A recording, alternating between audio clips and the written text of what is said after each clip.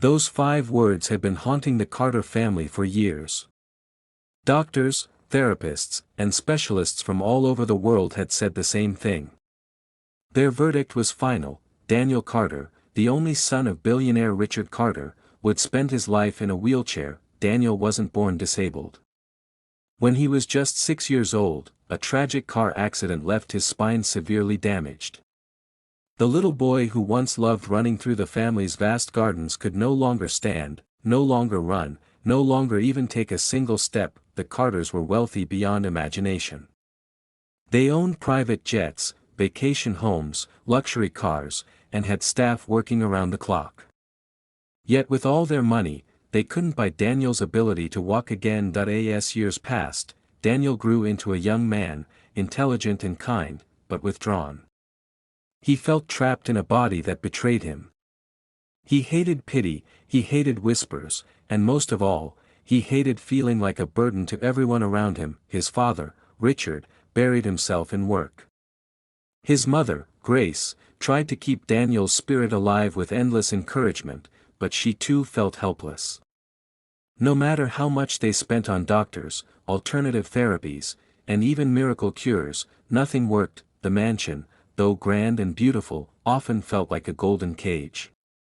Staff members treated Daniel with respect, but many looked at him with sorrow in their eyes. That pity crushed him more than the wheelchair ever did. And then, one summer morning, everything changed. The new maid, her name was Aisha. She was young, strong, and determined. Unlike the rest of the staff, she didn't wear pity on her face when she looked at Daniel. She had been hired as the new maid, replacing one who had retired after years of service. From the moment she walked into the mansion, she carried herself differently. She was respectful, but not timid. She worked hard, but also spoke with warmth and confidence. Daniel noticed it immediately. On her very first day, while dusting the grand piano in the living room, she turned and saw Daniel watching her. Instead of lowering her eyes or quickly moving away like most did, she smiled brightly. "Good morning, sir," she said cheerfully. Daniel was startled. Most people avoided eye contact with him.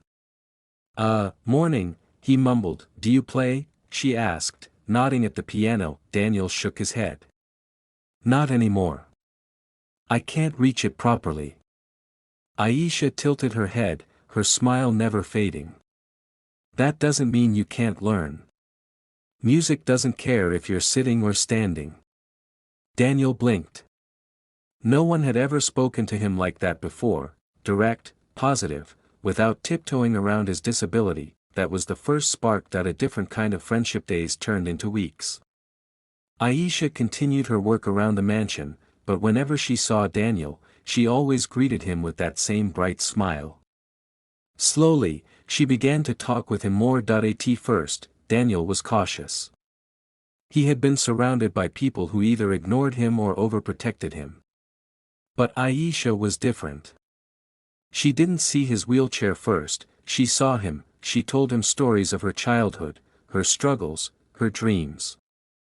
She came from a poor neighborhood, raised by a single mother, and had fought through countless obstacles to get where she was. "You know what my mom used to tell me," she said one afternoon.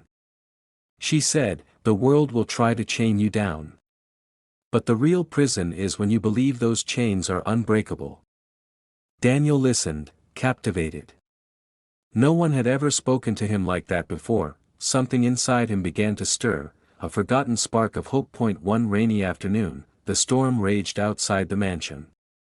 The power flickered.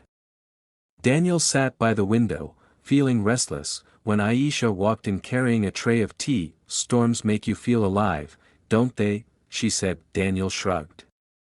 "They just remind me of everything I can't do. I can't run in the rain. I can't splash in puddles like I used to."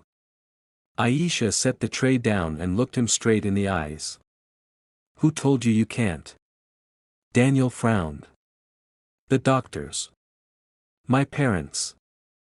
Everyone." Aisha shook her head. "No. You told yourself that." Before he could reply, she did something unbelievable.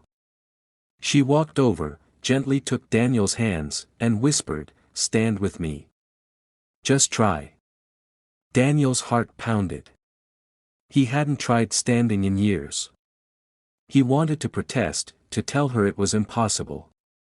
But the determination in her eyes silenced him. With her strong grip supporting him, Daniel pushed against the armrests of his wheelchair. His legs trembled violently, his body screamed in protest, but then, for the first time since the accident, he felt himself rising. His knees shook, sweat poured down his forehead, but he was standing. Not perfectly. Not for long. But he was standing. Tears filled his eyes. I'm standing." Aisha's smile widened. "See. The chains are only real if you believe them." The journey forward from that day, everything changed. Daniel began working with Aisha every afternoon. She wasn't a doctor, but she was patient, encouraging, and refused to let him quit. Step by step, inch by inch, Daniel's body grew stronger. When his parents saw him take his very first shaky step across the living room, they couldn't believe their eyes. Grace wept uncontrollably. Richard, the billionaire who thought money could solve everything, realized that what his son needed was not wealth, but faith, hope, and someone who truly believed in him. News spread. Therapists and doctors were shocked. The boy they had given up on was walking again, slowly but surely, and at the center of it all was Aisha, the maid who did the unbelievable, the miracle redefined. Months later, Daniel wasn't running marathons, but he was walking short distances with a cane. More importantly, he was smiling, laughing, and living again. Standing in the garden one morning, he looked at Aisha and said, "You gave me more than my legs back. You gave me my life back." She shook her head softly. "No, Daniel. You always had it in you. I just reminded you." The Carter family, moved by her dedication and love, made sure Aisha's dreams were fulfilled too. They sponsored her education, helped her family, and gave her a place not just in their home, but in their hearts. Final message for YouTube audience: sometimes, the greatest miracles don't come from money, doctors, or specialists. Sometimes, they come from a single person who refuses to give up on you. Daniel never thought he would walk again. But when Aisha came into his life, she shattered the chains of doubt and reminded him of the strength he carried within. And that's the unbelievable truth: one act of belief can change a life forever.